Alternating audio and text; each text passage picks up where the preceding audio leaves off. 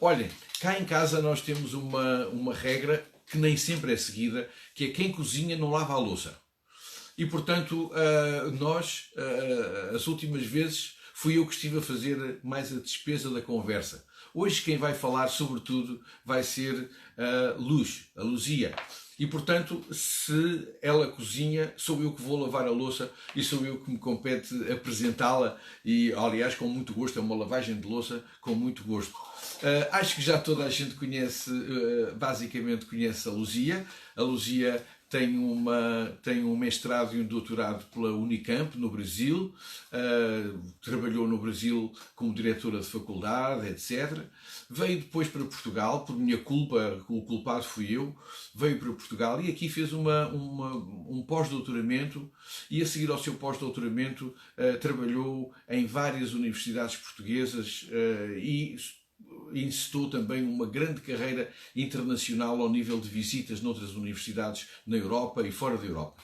E a Luzia também, neste momento, ela é professora da Escola Superior de Educação de Setúbal e da Universidade Lusófona, do mestrado em Educação Especial da Universidade Lusófona. Não vou descrever mais o currículo dela, senão ficávamos aqui toda a noite. Hoje a Luzia escolheu para vos falar o tema sobre o Tao da Educação, que é o título de um livro dela, que é um livro que ela fez a partir da sua tese de doutorado. E ela explicará muito melhor do que eu não sei bem o que isso é, o que é o Tao da Educação e outros conceitos. Mas antes de começar a Luzia, eu queria ler talvez o poema chinês mais famoso de sempre. O poema que foi escrito ainda no século VIII por Li Bai. Li Bai é talvez o maior poeta chinês. E Li Bai escreveu no século VIII, reparem, já há alguns anos, escreveu um poema que eu gostava que servisse de inspiração para a nossa conversa de hoje. É um poema muito curto e que diz assim: cobre-se de geada a escadaria de jade. O frio úmido da noite entranha em suas meias de seda. Ela solta o cortinado e, através dos cristais translúcidos, contempla a lua de outono. Acho que é um tema muito bonito e que talvez nos possa inspirar para falarmos sobre o Tao da Educação. Eu vou virar um pouquinho a imagem mais para a Luz, para ela poder gesticular sem me tirar um olho. Ok? Pronto, já tá. Mas não precisa sair daqui. Sim, pode. Então vamos começar. Espada. Ok, voltou? Aqui dizia vídeo pausado. Tá de volta?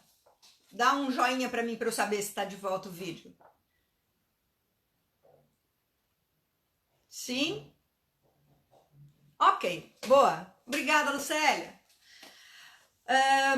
Então, vou conversar um pouquinho rapidinho, Mônica, toda a gente aí. Então, vou conversar um pouquinho rápido com vocês para depois a gente poder desenvolver e eu poder ter vocês presentes. Vou só dar uma informação em termos da participação de vocês. Todo mundo está aqui presente e a gente vai lendo as coisas que vocês vão escrevendo, que vão subindo aqui no ecrã do celular. Mas quem quiser usar a palavra para falar conosco, portanto, entrar na tela junto conosco e falar conosco, clica aqui embaixo, naquelas duas carinhas, tem duas carinhas assim, uma do lado da outra. Se você clicar ali, significa que você está pedindo a palavra, ou seja, pedindo para vir entrar na conversa junto conosco. Já tem duas pessoas que pediram, eu vou mostrar para vocês quem são. A Michele Ferraz, a Vilma Lise, depois tem as pessoas que sugeriram. Então eu vou falar para vocês, para vocês saberem, porque às vezes tem gente que não sabe o que é que significa isso. Clicou nas duas carinhas, ok? Significa que quer entrar na conversa e participar. A gente já vai chegar aí já. Vamos chegar aí rapidinho. Então é assim, eu vou contar para vocês um pouco da história deste livro que eu tenho aqui presente no grupo a Thalita Sereia. Thalita, põe aí, fala aí, eu sou a Thalita. Né? A Thalita Sereia tá aqui, o livro O Tal da Educação, que foi a experiência que eu fiz no meu doutoramento. Esse é o meu doutorado, foi sobre o ensino do Kung Fu e do Tai Chi Chuan em aulas de educação física em escola pública de periferia de uma enorme cidade de Jundiaí. Quer dizer, para Portugal é enorme, para o Brasil é normal, né? Mas na cidade de Jundiaí. E aí a Thalita, muito bem. Thalita, se eu mentir, você fala a verdade aí, tá bom? No chat, você avisa. Não foi nada disso, mas a gente tem aqui foto, inclusive, da Thalita aqui no livro, na experiência. A experiência, basicamente, foi um ano em que eu estive... Olha, a Thalita no livro, vou mostrar para vocês a Thalita. Que linda! Então a Thalita comendo com os pauzinhos e tal. Isso foi o quê? Foi num sexto ano, num quinto ano, aliás. Era uma turma do quinto ano, era o quinto C. Era a turma do quinto C. E essa turma do quinto ano teve, em vez de ter basquete, futebol, vôlei, teve Kung Fu e Tai Chi. Algumas aulas de futebol, algumas aulas de outras coisas, mas basicamente esse grupo, esse quinto ano, teve Kung Fu e Tai Chi comigo, né? E nós tivemos aula durante este um ano e foi uma experiência que eu acho que foi tão significativa que até hoje tenho contato, são Facebook, santas redes sociais, até hoje tenho contato com muitos desses jovens, na época crianças, né, que participaram dessa experiência do Tal da Educação. Então eu vou talvez começar com a história mesmo do tal, né? A palavra tal. E vou pedir perdão 1000 vezes, por favor, quem é da área, quem conhece, sabe que é impossível falar sobre taoísmo numa conversa rapidona, numa troca de ideias. Portanto, o que eu vou dizer e a forma como eu vou dizer é mesmo muito rasteira. Certo? Porque isso é muito complexo. Mas eu vou começar contando uma historinha. E a historinha é assim, uma historinha chinesa que diz assim: no começo do universo, no começo dos tempos, no começo de tudo, tudo era uno. Não existia começo, nem meio e nem fim. No início, todo o universo, tudo era uma coisa só. Até que esta uma coisa só, que tinha uma energia primordial que eles chamaram de Tao, né? Então, portanto, Tao é essa energia que gera todas as coisas, até que todas as coisas foram divididas em duas forças complementares. De um lado, uma força a que eles chamaram de Yin, e do outro lado, uma força que eles chamaram Yang. Portanto, aquilo que não era dividido, que era difuso, que era uno, dividiu-se em Yin e Yang. Então, os chineses chamaram, né, puseram o nome de Yin, né? Todas as coisas que estão para este lado foram coisas que eles identificaram como sendo Yin. E deste lado, todas as coisas que eles identificaram como sendo Yang. E tudo no universo tem o seu lado Yin e o seu lado Yang. E o que eles atribuíram ao Yin? Vamos fazer fácil? Eu quero que vocês escrevam no chat, tá bem? Então, este lado é o Yin. E este lado é o Yang. Yin, estão me seguindo? Yang. O Yin é o quê? Claro, eu vou começar. O Yin é escuro, o Yang é claro. Ok? Mais uma característica. O Yin é o quê? Então nós estamos falando claro e escuro. Que outras vocês diriam? Queria que vocês escrevessem aí. Eu tenho claro e escuro. Tenho, que mais? Pensem lá. Tenho dia e noite. Tenho dia e tenho a noite. E assim eles foram atribuindo tudo, a yin e a yang. Eu tenho o escuro e o claro, eu tenho a noite e o dia, eu tenho o para cima e para branco e preto, muito bem, eu tenho o branco e o preto, eu tenho o feminino e o masculino. O feminino e o masculino nós vamos chegar aí, olha, estão chegando, o bem e o mal. O bem e o mal não tem. Silêncio e ruído. Silêncio e ruído, bem e o mal não, bem e o mal nós vamos chegar aí, isso é muito bom. Muito bom. Mas temos silêncio e ruído, amor e ódio, direita e esquerda, perfeito, é exatamente isso. Luz e sombra, olha, querem ver luz e sombra? Olha, se eu virar assim, eu tenho a luz que vem de cima, a sombra que fica embaixo, né? Eu tenho a luz de um lado, a sombra do outro. Eu só sei o que é sombra se eu tiver luz, né? E para tudo eles atribuíram significado em termos de yin e yang, né? Bom, yang sendo luz e yin sendo sombra, se a gente for pensar numa paisagem, uma montanha, imaginem a montanha e o vale. A montanha, ela recebe muita luz, o vale recebe pouca luz, então a montanha é yang, o vale é yin, né? Depois, se nós formos pensar em árvore e raiz, o tronco da árvore está para cima e recebe mais luz, é yang. A raiz é mais maleável, está escondida, entra na terra, é yin.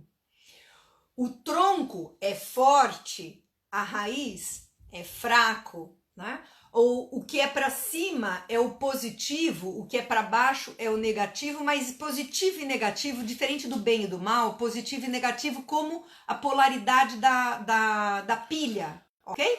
Funciona como a polaridade da pilha. Então, são polos que são complementares. Bom, vamos pensar, forte e fraco, eu li ali forte e fraco. Vamos pensar, a raiz, o tronco da árvore, que é yang, é forte. A raiz, ela é fraca. Então, o forte é o yang, o fraco é o yin. Mas, ao mesmo tempo, eu tenho o rígido, que é o yang, e tenho o maleável, que é o yin. O yin é maleável, o yang é rígido, né? Rigidez e maleabilidade. Espírito e matéria, olha, eu tenho deste lado que está ligado ao céu, né? O lado yang, que é o lado que está para cima, coisas que são para cima, coisas que estão ligadas ao céu, e yin, as coisas que estão ligadas à terra. O yin, sendo mais maleável, está ligado à mãe. O yang, sendo mais duro, mais rígido, está ligado ao pai, a figura da mãe e do pai. Ligado à figura do masculino e do feminino. Olha, o yang é para fora, não é? Pensam para fora. A árvore, vou de novo, a árvore e a montanha são yangs, são para fora, certo? A terra, a raiz são yin, são para dentro. Então, côncavo e convexo. Se eu for pensar na minha mão, eu tenho deste lado o lado duro, o lado que está para fora, o lado que apanha sol. Esse lado da mão é o convexo, é yang. Do lado de dentro é o lado que fica escuro, é o lado que está escondido, é o lado que é maleável, é o lado que é mais molinho, é o lado que acolhe, é o yin. Então, masculino e feminino, o yang é masculino, o yin é feminino, né? Vamos falar de órgão sexual? O órgão sexual masculino, forte, duro, rígido, para fora, apanha mais luz que o feminino, que é molinho, apanha menos luz. Davi tá fazendo aqui uma cara. Agora chega pra cá, chega pra cá.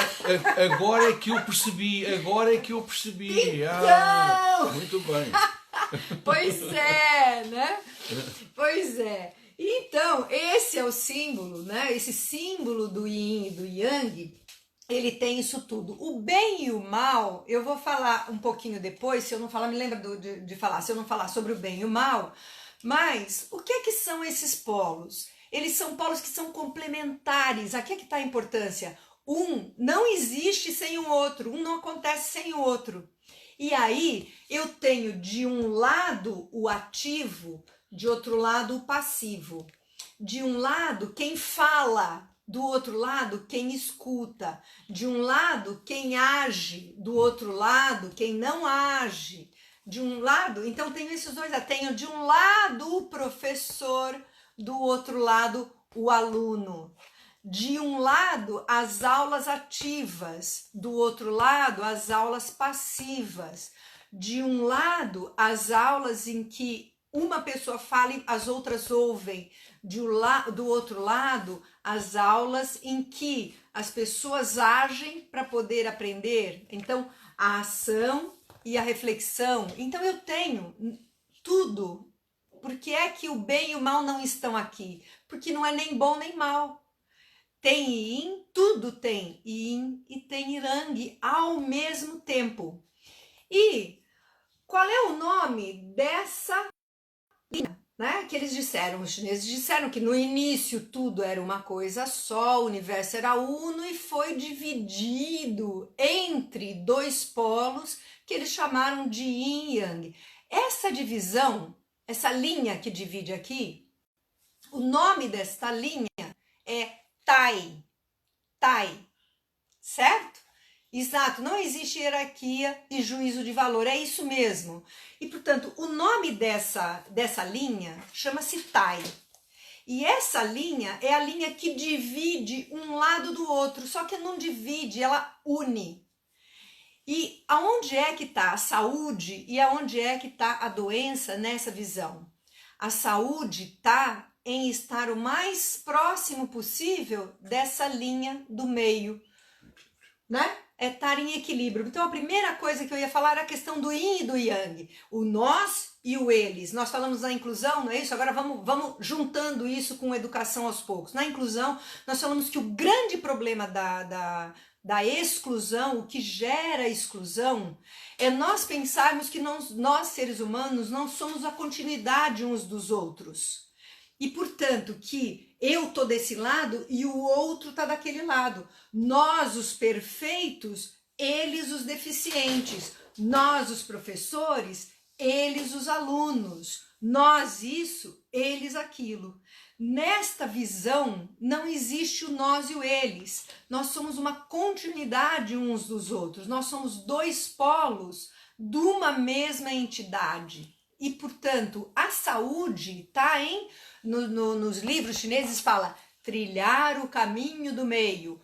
O homem superior trilha o caminho do meio. O que é isso de trilhar o caminho do meio? Trilhar o caminho do meio é não ser nem só yang, nem ser só yin. Não está só para um lado, nem está só para o outro. Está justamente no tal, né? O tal é o caminho. E como é que se faz o caminho? Trilhando o Tai, que é o Tai é essa linha. E as bolinhas? Porquê que há as bolinhas? As bolinhas, eu vou chegar nas bolinhas. Já. Antes das bolinhas, eu vou pegar na linha, ok? Imaginem agora, estão comigo? Claro. Imaginem agora que eu pego nessa linha que divide um lado do outro, seguro aqui e puxo um pouquinho. Estão comigo? Puxo um pouquinho. Se eu puxar um pouquinho, ela não fica assim tão tortinha, ela fica mais assim, certo? Esse tortinho é o próprio desenho, ou a própria simbolização da coluna vertebral, certo? Quando a gente vê os desenhos de coluna vertebral em mapas de anatomia, a coluna vertebral é assim. Isso aqui, o Tai, é coluna vertebral. Representa também, na cabeça, os dois lados do cérebro, certo? E, portanto, eu tenho o que parte um lado e outro do cérebro, eu tenho os dois lados do cérebro. Eu tenho a coluna, a viga mestra da construção. Eu tenho, né, aquilo que segura e que sustenta e que une um lado com o outro, certo? Portanto, essa linha chama Tai. E a palavra Qi, os chineses chamaram de Qi, energia. Portanto, energia, respiração. Tai Chi é o equilíbrio de energias. Quem faz Tai Chi Chuan, aquele dos movimentos lentos, não é? Quem faz Tai Chi Chuan, quem faz Tai Chi, pratica o equilíbrio entre as energias. Bom, e vamos chegar nas bolinhas, ok? Vamos chegar nas bolinhas que o Davi perguntava. Bom, acontece que quando os chineses, há mais de 2.000 anos atrás, fizeram esse símbolo, eles não tinham a GIF, não conseguiam fazer GIFs. Se eles conseguissem, aquilo que eles desenham estaria assim, ó. Certo? Esse desenho estaria assim. Estaria o tempo todo rodando. E eu já vou explicar por quê. Porque é assim. O que é que esse símbolo significa? Estão vendo essa parte aqui pequenininha e branca? Tem pouco branco, certo? Depois, aqui vai ficando com mais branco. E aqui nessa parte tem muito branco. Mas aonde tem muito branco, começa a ter uma partezinha escura, né? Uma parte preta. E o preto vai aumentando. E vai aumentando muito. Na parte onde tem mais preto, começa o branco de novo. E o branco fica muito branco. E vai seguindo, começa o preto fica muito preto. E, certo? Portanto, isso vai rodando. Então, aqui nesse símbolo, nós temos... E eu já vou chegar na sala de aula. Espera aí que eu já vou chegar na sala de aula. Olha, aqui, nesse pouquinho de claridade, eu tenho de manhã cedo. Cedinho, né? De manhã cedo, quando começa a clarear. E depois, o dia vai clareando, e eu chego no meio-dia, que é o máximo possível de luz.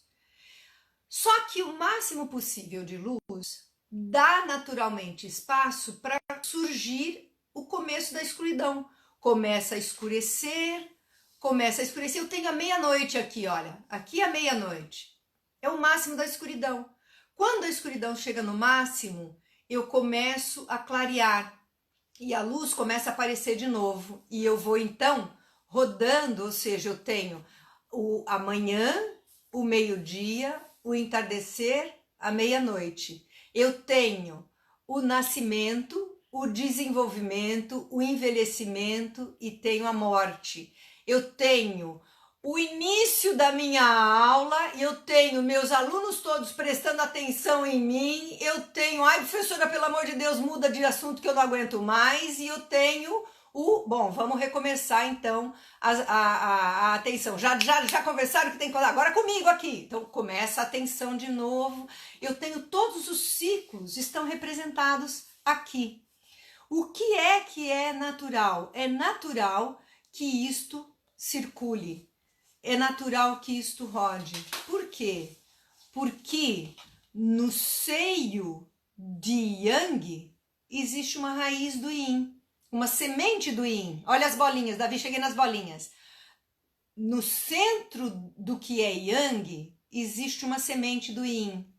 E no centro do que é Yin, existe uma semente do Yang. Um nasce do outro. E, portanto, o professor, ele tem dentro dele o aluno tem dentro dele o professor. Tudo tem dentro, tudo que chega no máximo, que chega no seu excesso, é como se arrebentasse e fosse para o outro lado. É como se fosse um pêndulo. Né? Porque é que no máximo da minha falta de atenção, do meu desespero, não aguento mais assistir a aula, tudo, né? O que é que isso acontece? Isso gera uma calmaria e eu começo a voltar a prestar atenção de novo. Por que é que a gente precisa fazer intervalo? Por que é que a gente precisa fazer pausa? Por causa disso, né? Por causa dessa mutação. E daí eu vou chegar no último ponto que eu ia falar. Eu falei já do equilíbrio, né? O muito Yin e muito Yang é onde não está a saúde está no meio entre os dois. E a mutação. Como isto, a única verdade que tem é que isto muda, nem que eu não queira, eu hoje à tarde já não sou mais a mesma pessoa. Então, como isso tudo muda, o que é que o I Ching, que é um livro milenar chinês, diz? Ele diz que a única coisa imutável no universo é a própria mutação. Oi? De novo. A única coisa imutável no universo é a própria mutação, ou seja, está tudo em mudança. Bom, vamos falar de rótulos? Era isso que eu tinha para falar sobre o tal da educação, né? Sobre as ideias que estão por trás. Vamos falar de rótulos. Se mudar é a única verdade que existe, como é que eu posso dizer que aquele aluno não tem jeito? Como é que eu posso dizer que aquele aluno não aprende? Como é que eu posso dizer que aquilo, pau que nasce torto, morre torto? Eu não posso trabalhar com rótulos, porque eu sei que tudo está em mutação. E uma prova de como tudo está em mutação é isso que está acontecendo agora, nesse momento do nosso Covid-19, não é? O planeta Terra até parece que chegou num ponto de mutação em que ele não aguentava mais e foi preciso ir para o outro lado e buscar o seu equilíbrio de alguma forma. E foi preciso parar também. Está sendo obrigado, nós estamos sendo obrigados a parar. Nós, professores, estamos sendo obrigados a buscar equilíbrio. Nós, professores, estamos sendo obrigados, nós pais, nós professores, nós estamos sendo empurrados para o outro lado. A mim me parece que nós estávamos demasiadamente yang. Nós estávamos doentiamente yang. Yang significa eu ajo muito, eu falo muito, eu faço muito, eu dou muito conteúdo, eu exijo muito, eu puxo muito a corda e alguma coisa nos faz parar. Nos faz, se não for por amor, é pela dor, né? E nesse momento, pela dor, nós estamos tendo que parar, né? Nós estamos tendo que repensar. Repensar, por exemplo, nós temos a Melissa aqui em casa, nós estamos tendo que repensar a exigência que a gente deve ou não deve ter em relação a ela. E voltando à questão do bem e do mal, né? Da questão do bem e do mal, as coisas são yin ou as coisas são yang? As coisas são yin e são yang. Lembram-se que eu falei da palma da mão, né? Da mão, em que esta parte da mão é uma parte yang, que é forte, é dura, é a que bate, é a que soca, e essa parte da mão é a yin, que é a que recebe, que acolhe, que é fofinha, né? Portanto, yang e yin, certo? Depende. Tem um tal de Paulo Freire que falava isso, falava depende. Por quê? A palma da mão, a princípio, é yin, né? A princípio, ela é maleável, ela é acolhedora, ela é, né? Mas se ela estiver acolhendo, ela é yin. Se ela bater, ela é yang. Ela tem dentro dela yin e yang. Assim como nós temos dentro de nós masculino e feminino, certo e errado, ação e reação, duro e mole. Ué, mas então, o que é que tá certo? Tá certo um ou outro? O que tá errado é o ou. Porque não é um ou outro. É um e o outro. É no i que tá o certo. Por isso eu volto na questão da linha que separa o yin e o yang do trilhar o caminho do meio. Essa linha é a linha do i, não do mas, não do ou. E é aqui que a gente aprende muito na educação com esse pensamento chinês, ou eu pelo menos aprendi muito com esse pensamento chinês na minha prática, não é? Porque não é uma coisa ou outra, é uma coisa e outra. E nós, professores, temos que ter essa maleabilidade, esse equilíbrio que é necessário, mas esse equilíbrio, ele é um equilíbrio que não é parado. A bicicleta, se eu parar, ela cai. É um equilíbrio que é dinâmico. E nesse momento nós estamos num momento de enorme busca de um equilíbrio dinâmico. Eu estou numa tentativa rápida e brutal de buscar esse equilíbrio.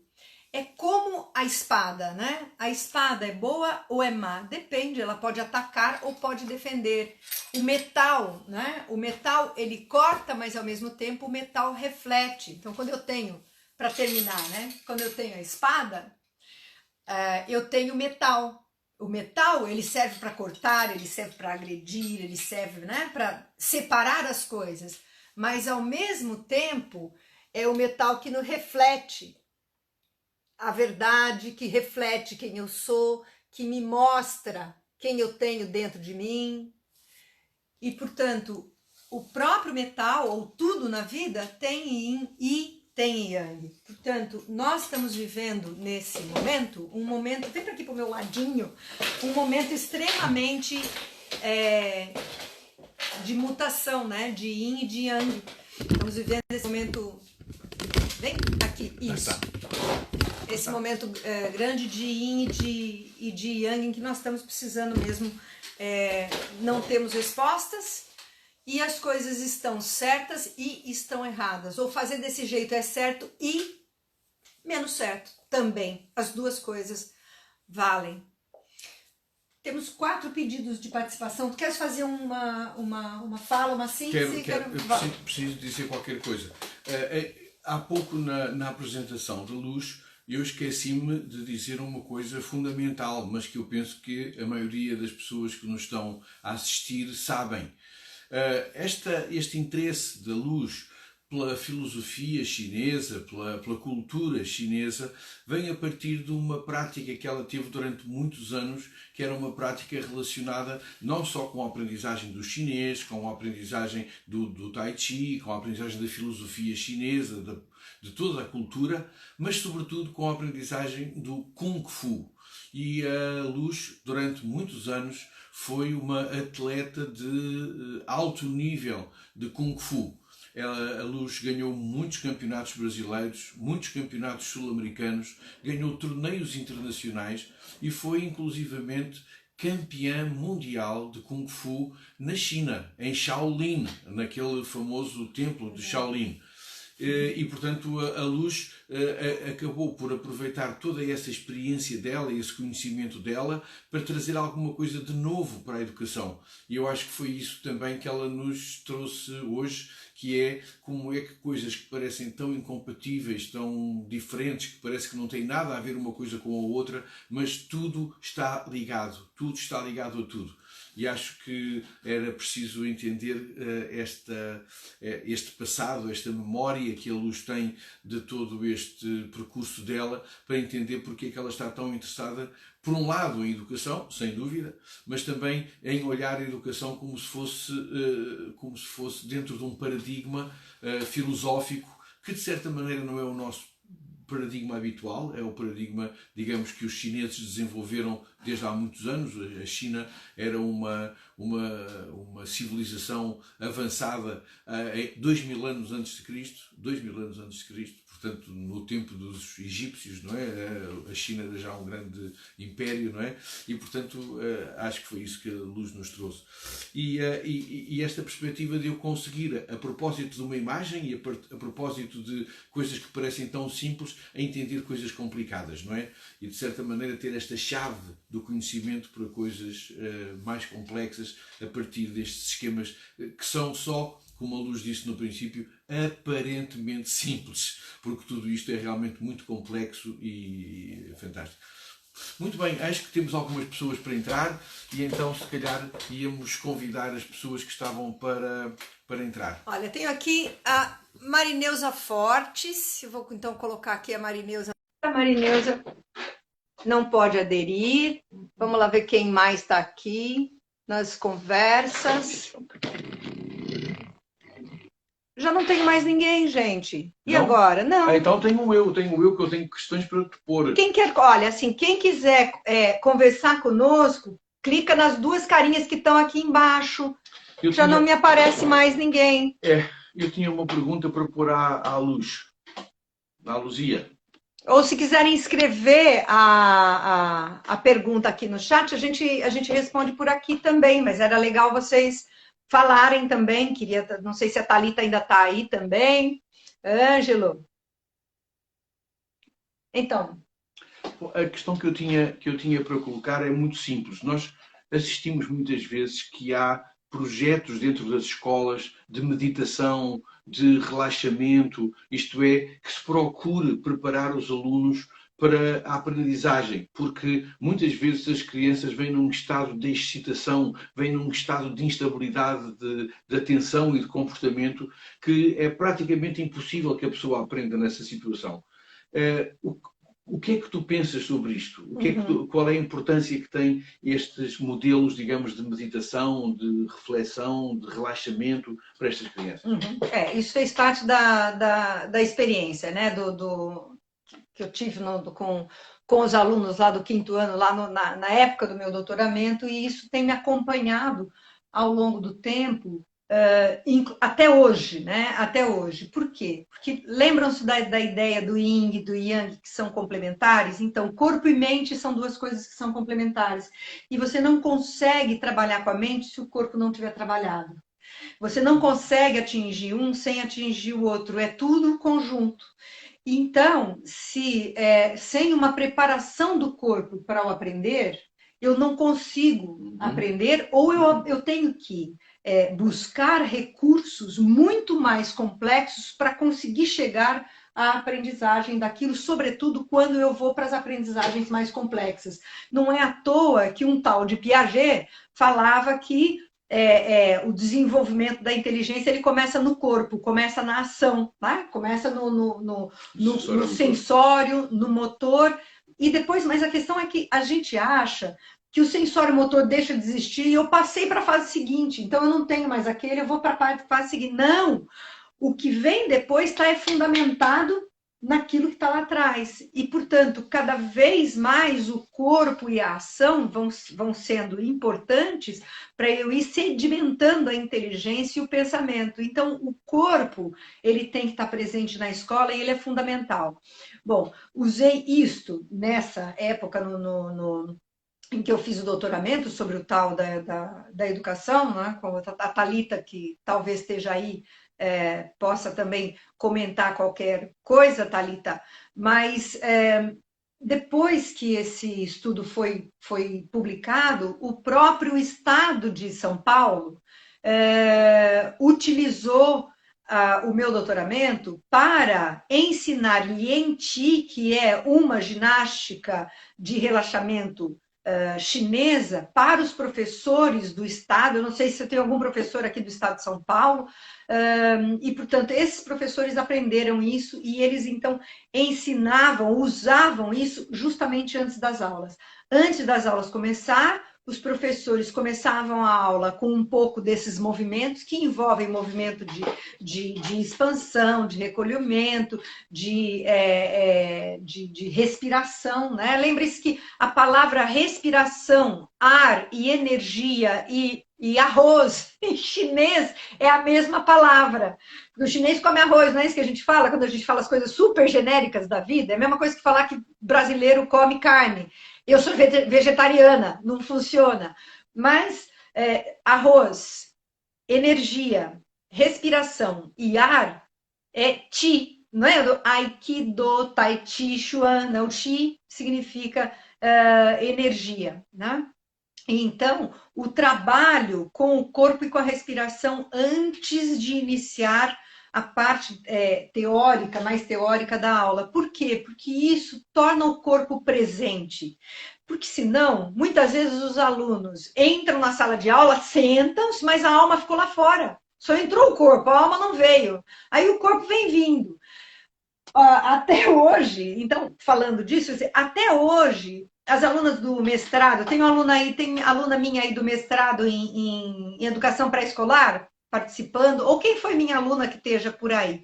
Muitas vezes eu começo a minha aula com uma respiração, eu peço para os alunos mexerem nas mesas e nas cadeiras, eu peço para encontrar um lugar mais adequado, né, do que aquela coisa de ficar sentado um atrás do outro, para justamente harmonizar o corpo, equilibrar o corpo para a gente começar a pensar, né? Vamos para Maslow também, né? Nós podemos ir para a hierarquia das necessidades. A primeira necessidade básica, né? Ela é fisiológica. E então, o estar com o corpo, nem que seja fisiológico, mas estar com o corpo presente é fundamental, né? Uhum. Foi minha aluna, exatamente. Foi minha aluna. Então, eu trabalho muito com essa questão do corpo, e realmente isso é muito importante. Enviar um pedido para participar do teu vídeo em direto. Deixa eu ver. Ah, já localizei.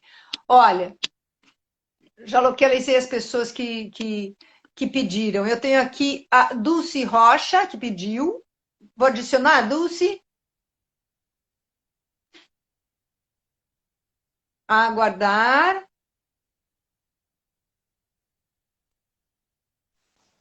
Oh, ótimo, que bom. Muito bom. Olá, Dulce. É, parece que não. Desapareceu. Então, Entrou e saiu.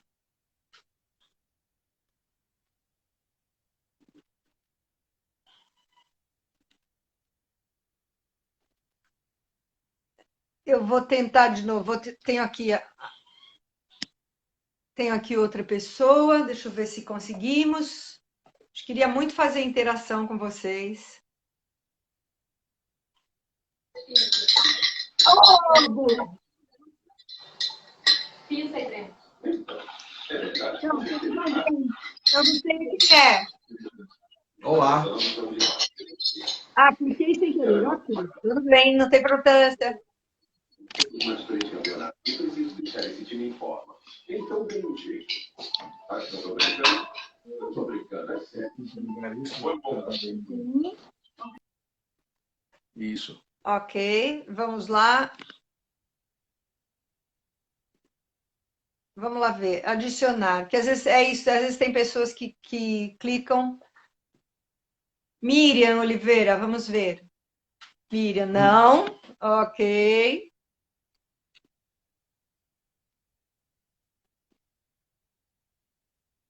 Outra não pode. Tem mais uma que não pode. E vamos tentar. Mais alguém.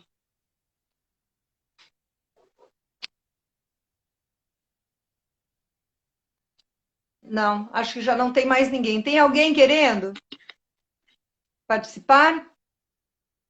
Daqui da minha visão, não tem. Cortando muito, ok. Mais alguém? Ok. Vamos. Eu acho que nós podíamos continuar a conversar, porque há mais temas para nós irmos conversando, não é? Quando tu fizeste esse trabalho com as crianças, não é? Com as crianças mostrando-lhes o que é que havia, outra filosofia, etc. Como é que tu conseguiste conciliar isso com o que se passava dentro da escola? Porque a escola continuava a ser uma escola tradicional, não é? Uhum. E qual foi o impacto, qual foi a interação que isso teve com a escola onde as crianças estavam? Certo. Tá, o vídeo está melhor? Sim? Estava a cortar muito. Ok. Então, a questão que o Davi colocava, né? Como é que a gente... Aliás, o livro chama A Filosofia Oriental na Escola Ocidental. Como é que a gente faz essa ponte, né? Entre Ocidente e Oriente, talvez, né? Foi difícil, né? Difícil em que sentido? Eu tive que entrar de uma forma muito, muito calma, muito branda, e partir daquilo que os alunos sabiam fazer. Então, essa foi uma estratégia grande, porque eu parti da ideia que eles tinham do que era Kung Fu ou do que era arte marcial, para poder depois desmontar aquilo tudo. Quando a gente fala de fazer relaxamento com o aluno em escola... Eles achavam que a arte marcial era para bater em alguém, não era para isso, não é? Sim, não, então, achavam que a arte marcial era para bater. Teve mãe que não deixou menina participar da aula, porque ficou sabendo que a aula de educação física não ia ser vôlei, e então que ia ser Kung Fu, mas então minha filha não pode fazer, porque minha filha não pode fazer. Senão começava a crescer o bigode, começava a crescer o bigode à filha, não é? Exato, e começava a falar grosso. Exato. Exato. Então, claro que houve muita resistência. Gente, lembrem-se que isso foi em 1994? Thalita, né? O Colégio Paulo Freire manda um beijo. Muito bom, gente. Beijão, Paulo Freire, colégio. Então, é claro que a resistência, a primeira coisa que existe é a resistência, né? O Carl Rogers fala que o ser humano ele tem a tendência a evitar a mudança, porque a mudança ela é um risco para o seu eu, coloca em risco o seu próprio eu. Mas se a mudança não for muito exagerada, eu já acho que o meu eu não vai ser colocado em causa, então eu posso mudar. Então, o que eu tenho que fazer? Eu tenho que tentar mudar devagarinho primeiro. Então, a ideia é entrar aos poucos, e há muita resistência. Quando a gente fala, vamos fazer respiração com os alunos, com alunos jovens, nós estamos falando de uma quinta série, né? Quinto ano. A síndrome da quinta série é quando os alunos saíram da monodocência e passaram para vários professores, é o momento em que os hormônios estão para todos os lados. Então, a primeira coisa que acontece a Thalita está falando ali que foi em 1996. É verdade, o final foi em 96. Nós começamos em 94 e fomos até 96. Foi 95 e 96, exato.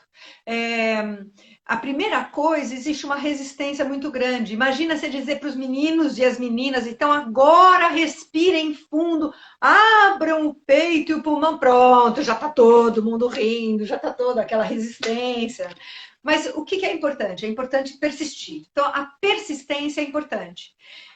Se nós soubermos que tudo está em mutação, e se nós soubermos, vou voltar aqui, né?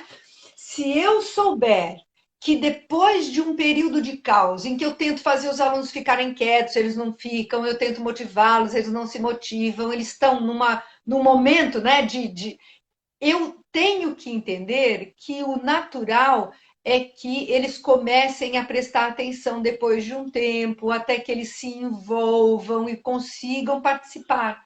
Até que isso aconteça, eu preciso ter a compreensão de que isso é um processo.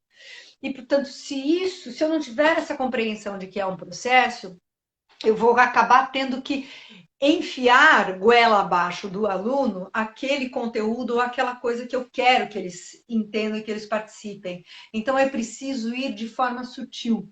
Então, uma das coisas vai ter bagunça, vai ter confusão, vai ser confuso? Vai.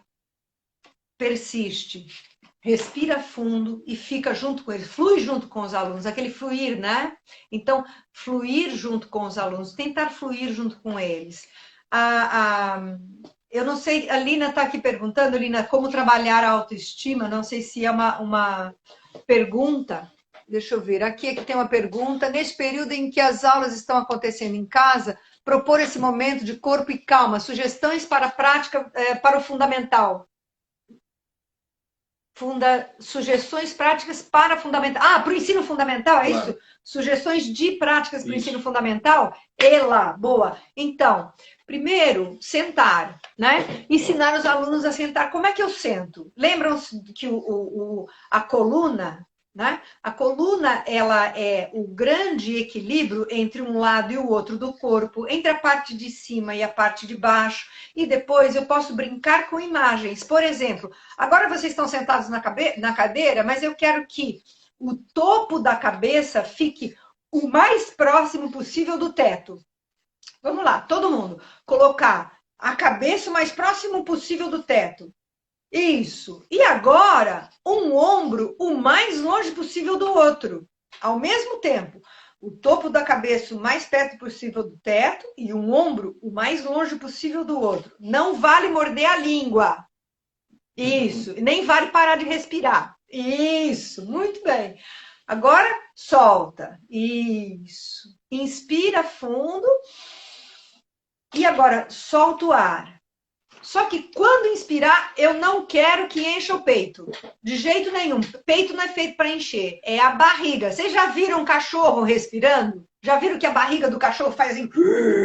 E desce? Já viram o gato, como é que ele respira? Já viram um bebê no berço? Como é que o bebê respira? A barriga faz assim, para frente e volta para baixo. Então agora, quando respirar, enche a barriga. Não quero que enche o peito. Vamos respirar, encher a barriga. Vá. Enche a barriga e solta o ar. Isso, de novo. E solta o ar. Aí, agora, vocês vão respirar. Estalou tudo. Agora, vocês vão encher a barriga e quando forem soltar o ar, se vocês estiverem na frente do celular ou do telemóvel, eu quero que vocês derrubem o celular ou que vocês derrubem o computador com o assopro que vão dar. Inspira e derruba o que está na frente com o sopro. Isso. E faço isso algumas vezes.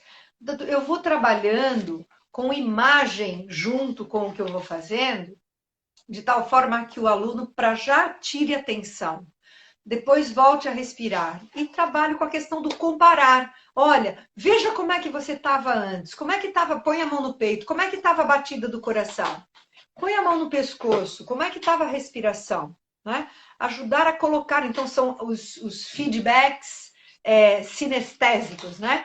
Coloca a mão e tenta ver com a mão como é que o corpo responde a isso. E agora compara, como é que está o corpo? O computador não caiu. Ah, ó, tá fraquinho, Ângelo.